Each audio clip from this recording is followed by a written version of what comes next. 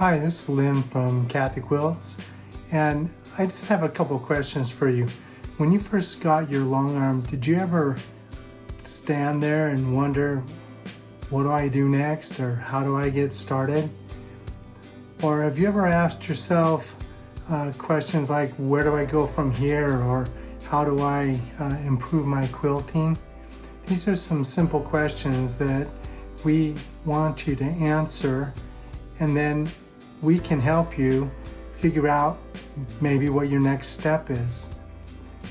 This is a free service and we'd love to be able to help you. So if you want to improve your quilting or just feel more confident in knowing what to do, we're here to help you out.